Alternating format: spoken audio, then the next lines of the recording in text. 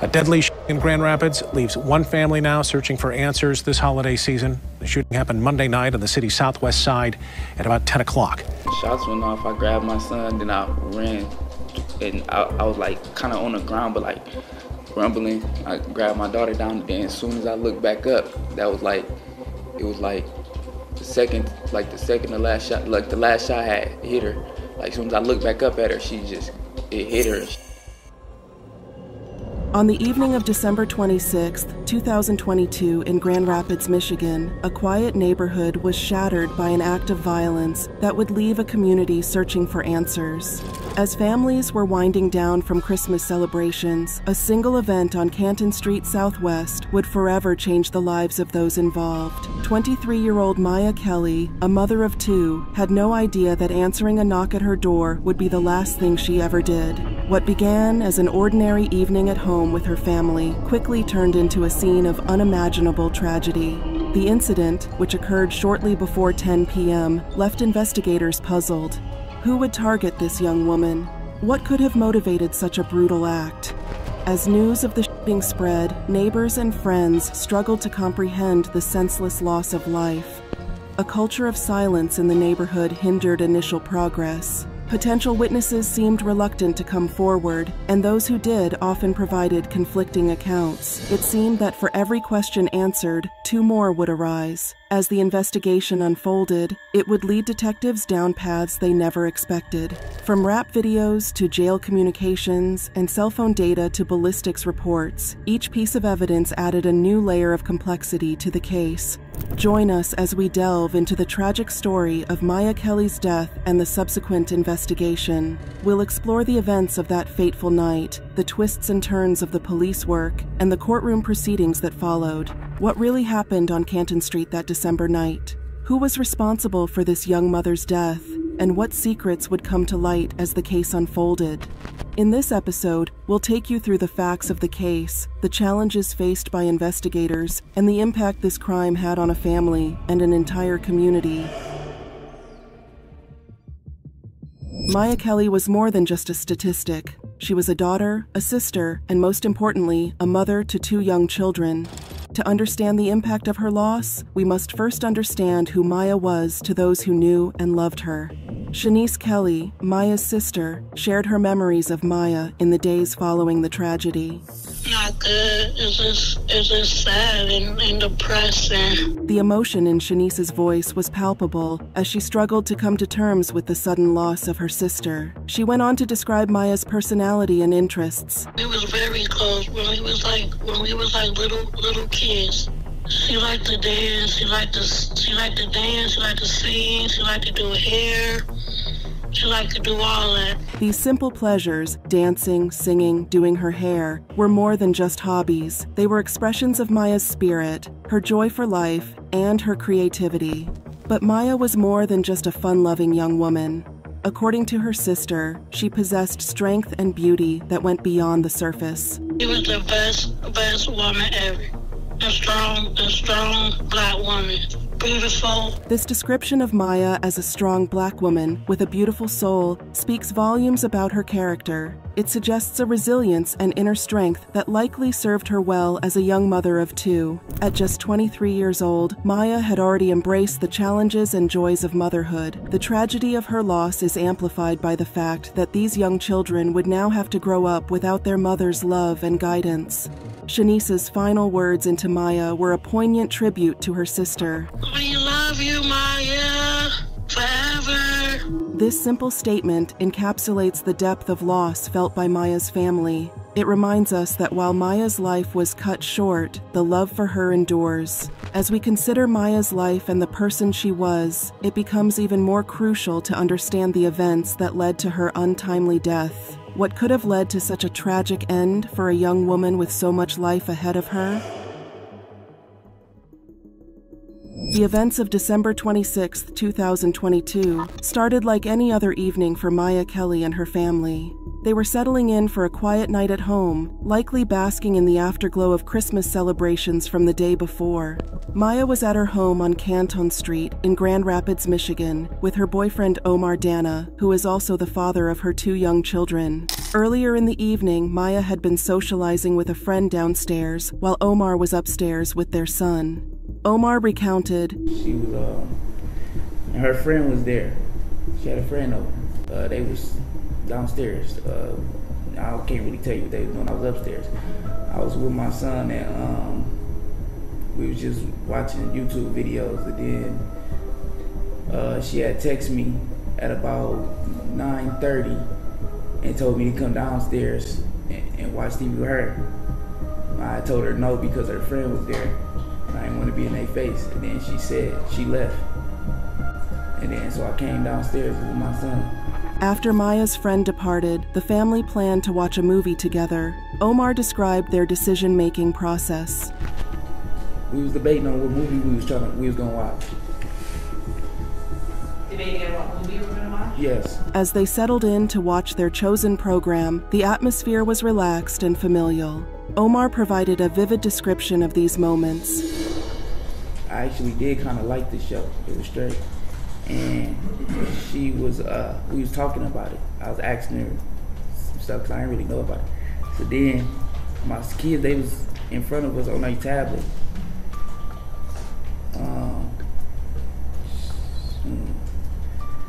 Then something that came up on it, and then we got to laughing about it. And that's when a knock had happened. Somebody knocked on the door. I didn't hear it at first because I was laughing. We was laughing, but she heard it, I guess. So then she said somebody knocked. I'm like, ain't nobody knocked. Then they knocked again, and then she went to the door. When Maya went to answer the door, after trying to inquire who was there, had a lighthearted assumption about who it might be. She looked at me and said, she thought it was her brother. She like, Omar, this gotta be Robert or somebody playing. It's gotta be someone playing? Yes, she named her brother. She was like, this gotta be Robert or somebody playing. These recollections offer us a glimpse into Maya's final peaceful moments with her family, a young mother enjoying a quiet evening with her loved ones, sharing laughter and companionship. Maya's last act, answering the door with a smile and expecting a playful visit from her brother, serves as a heartbreaking reminder of the innocence and warmth that was lost that night. Omar Dana, who witnessed the horrific events, later recounted the moment in court. My daughter was standing right next to her. My daughter walked to the door with her. And my son was laying on the floor right in front of me. As they shot, as the first shot, it was like a quick instant. I dove on my son. And then I had ran towards Maya and my daughter, and yeah, I looked up and she dropped. The chaos and terror of those moments are evident in Omar's fragmented recollection. In a matter of seconds, a family movie night turned into a nightmare. Maya, standing behind the front door with her daughter nearby, became the target of multiple gunshots fired through the door. The brutality of the attack was shocking. Maya had been shot execution style, with no chance to defend herself or protect her children. The fact that the shots were fired through the door suggests that the shooter had no regard for who might have been in the line of fire, including Maya's young children. In the immediate aftermath of the shooting, neighbors were alerted by the sound of gunfire. Erica Atkinson, the mother of Maya's next-door neighbor, was visiting her daughter that night and provided a chilling account of what she heard and saw. And what happened next? I sat down in the chair, got settled in, I would say maybe 10 minutes. My stomach began to hurt and I felt like I was gonna get physically sick. And I wanted to tell my daughter, but I felt like if I got up or said anything that I would get sick. So I just sat in the chair. And once I put my head back, I just heard shots ring out. Erica's testimony provides a haunting prelude to the violence that erupted. Her intuitive feeling of unease moments before the shooting adds an eerie dimension to the events of that night. They were loud, I thought they were shooting in my daughter's house. And I just slumped down in a chair to try to get on the floor. My daughter friend laid down on the floor, and my daughter got on the floor and crawled up the steps to her baby. In a residential neighborhood, on a night when families should have been enjoying the holiday season, violence erupted with devastating consequences. In the chaotic moments following the shooting, Erica and her daughter attempted to check on their neighbors. So at that time, my daughter comes downstairs, and I tell her to knock on the people's door to see if they're okay next door. And she looks over there and she says, "Mom, they got a bullet hole in the door," because at that point she was afraid. And so I said, "Just reach around and knock on the door and see if anybody answers." And she said, "I hear the kids screaming." And at that time I got on the phone, I called 911. But in the process of calling 911, I felt like I needed to go over there and help them. Erica's instinct to help led her into a heartbreaking scene. So I pushed the door to go in to try to help them. And when I got in there, her eyes were dilated and she had blood coming out of her temple. And I checked her pulse and she didn't have a pulse. So he was frantic. He was standing in the living room with no shirt on and some jogging pants and some socks. And the kids were screaming and he kept saying, "Help my girlfriend, help her." And I told him I couldn't help her, that she was already gone. And so I told him that I would take the kids because the little boy was standing at the bottom of the steps looking at his mother, and the little girl was at the top of the steps screaming. So I didn't want to contaminate the scene by crossing over Maya, so I just told him to give me the kids, and he got the kids, gave them to me, and we went next door to my daughter's house. This detailed and emotional account paints a vivid picture of the aftermath of the shooting. The scene Erica describes is one of chaos, fear, and heartbreak. Omar Dana's desperate pleas for help, the children's screams, and the grim reality of Maya's death all converged in those terrible moments. As police arrived on the scene, the investigation into who was responsible for this senseless act of violence began, but the answers would not come easily, and the path to justice for Maya Kelly would be fraught with challenges.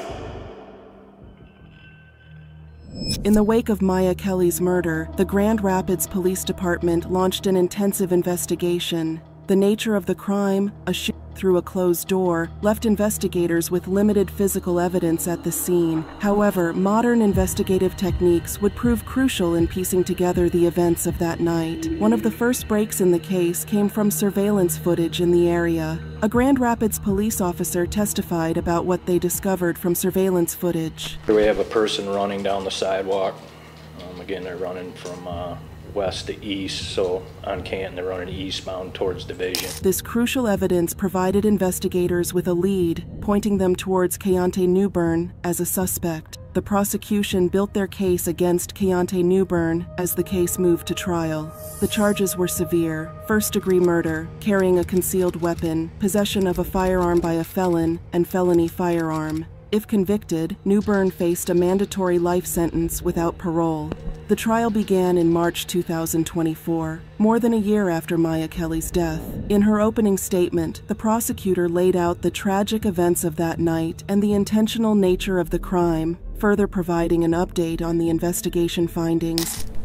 So what do we know about Terrell Franklin? Well, we know that he was mad at Omar Dana.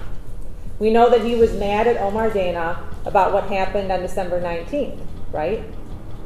When Terrell Franklin was arrested from 47 Canton, and he thought that Omar or Maya had snitched on him, had got him in trouble in some way, had cooperated with the police, that they had snitched. So Terrell was still mad at Omar on the date of this murder. This statement brought to light a significant challenge in the case: the reluctance of witnesses to come forward due to fear of being labeled a snitch. The prosecutor went on to address the question of motive, highlighting a crucial aspect of the case. We don't have to prove motive. We don't have to prove the why. We only have to show that the defendant committed this crime, and that's what the overwhelming evidence in this case shows. But I submit to you that if we at least didn't try to figure out the why or to determine the motive, you would likely question us, right? Or the police investigation. So again, there's no acceptable reason whatsoever as to why this happened. The prosecution argued that Newbern and his associates were part of a close-knit group. Ralph Franklin, Marquise Welch, and of course, Keontae, the defendant. I mean, these three men in this somewhat inner circle, they were entwined. They all knew each other, they were friends, they hung out with each other. This connection between the various individuals involved in the case added another layer of complexity to the investigation and trial. As the trial progressed, several key witnesses were called to testify. However, many showed a reluctance to cooperate fully with the prosecution. One such witness was Maris Welch, the alleged getaway driver. A police officer described Welch's demeanor during questioning. He was quiet, didn't seem happy to be there, maybe a little reluctant to provide information. The officer went on to describe how Welch had initially been dishonest about his involvement. We were aware that he drove to the scene of the homicide. We had his phone records and we had his cell phone downloaded. And what he had told us is that his phone had died or lost power, when we knew that was not true, because based on the cell phone download, the cell phone actually captures whether the phone's powered on and powered off, and it was powered off. This testimony highlighted the challenges faced by investigators in obtaining truthful information from witnesses and suspects. The prosecution's case relied heavily on circumstantial evidence, including the surveillance footage. A crucial piece of evidence was a music video that allegedly showed Newbern with the murder weapon. This video was discovered through an unexpected source, as Detective Sean Wolf explained. I monitor jail phone calls as well as messages that are sent from jail tablets, and found a communication between Mr. Smith and a female where she had mentioned that his rap video had been posted on Instagram. Through an open media search, I was able to find the rap music video on Isaiah Nelson Smith's Instagram page. This testimony highlights the increasing importance of social media and digital communication in modern criminal investigations. Turned out to be a crucial piece of evidence, as it allegedly showed the murder weapon. The video became a key point of discussion during the trial. When questioned about it, Isaiah Smith, one of the individuals in the video, reluctantly confirmed its authenticity. Mr. Smith, is that the video that you just told us about? Yes, ma'am. From December 26th of 2022. Yes, ma'am. And I'm showing you now what has been marked as People's Proposed Exhibits 5A through E and People's Exhibit 6. Do you recognize, you can flip through them, but do you recognize those as screenshots from the video that we just saw? Yes, ma'am. And do you recognize the people in those photos? The defense, on the other hand, maintained that there was no concrete evidence proving Newbern shot Maya Kelly. They argued that the case was built primarily on circumstantial evidence and unreliable witness testimonies. As the trial progressed, the prosecution called several witnesses to the stand. The reluctance of witnesses to cooperate fully with the investigation and prosecution became a significant theme in the trial. However, there are other people that have strongly held personal beliefs that they shouldn't talk to the police at all about anything, because it could, not only potentially bring physical harm up into including death for talking to the police. This culture of silence and loyalty among friends and acquaintances presented a significant obstacle to pursuing justice. It raised important questions about community dynamics and law enforcement's challenges in solving crimes in tight-knit neighborhoods. Despite these challenges, the prosecution built a case based on the available evidence. They argued that Newbern had multiple opportunities to reconsider his actions and that he and his accomplices had a plan. The cell phone data placing Newbern at the crime scene was crucial evidence. After several days of testimony and deliberation, the jury reached a verdict. Keontae Newbern was found guilty on all charges, including first-degree murder. The conviction carried a mandatory life sentence without the possibility of parole. The conviction of Keontae Newbern for the murder of Maya Kelly brought legal closure to a case that profoundly affected the Grand Rapids community. Yet, the impact of this tragedy reaches far beyond the courtroom. Maya Kelly's death left a lasting void in the lives of those who loved her. Her sister Shanice's heartfelt words encapsulate the grief shared by many. She was the best woman ever, strong and beautiful, a strong Black woman with a beautiful soul. We love you, Maya, forever. These words remind us that Maya was more than a statistic. She was a daughter, a sister, and most importantly, a mother to 2 young children who would grow up without her. The senseless nature of Maya's death, a young mother shot through her front door, her children nearby, underlines the urgent need to tackle the root causes of gun violence. This tragedy reflects the devastating impact violence has not just on individuals, but on families and entire communities. For Omar Dana and the 2 young children who witnessed their mother's murder, the trauma will likely have lasting effects. As the Grand Rapids community reflects on this tragedy, they grapple with difficult questions. How does a neighborhood heal? What steps can be taken to prevent such violence in the future? Maya's life was cut tragically short, but her memory lives on through those who loved her. Her story reminds us of life's fragility and the urgent need to combat the conditions that lead to such tragedies. In honoring her memory, we must strive for a society where young mothers like Maya can raise their children in peace and safety. In the end, this case is not just about justice being served. It's a call to action, for communities to unite, for individuals to speak out against violence, and for society to address the factors that allow such tragedies to happen. Only then can we hope for a future where every life is valued, every community is safe, and every child can grow up with both parents. As we close this chapter on Maya Kelly's story, we are left with a mix of emotions: sorrow for the life lost, relief that justice was achieved, and a resolve to prevent such senseless violence from continuing to tear families apart. The conviction of Keontae Newbern may provide closure, but it cannot undo the trauma or fill the void left behind. May Maya's story inspire change, foster healing, and light the way toward a more peaceful future for all. Thank you for watching and being part of this powerful story. If you found this case meaningful, don't forget to like, share, and subscribe for more content. We'd love to hear your thoughts, so drop a comment below. Until next time, take care, stay safe, and let's keep working together for a brighter, more peaceful future.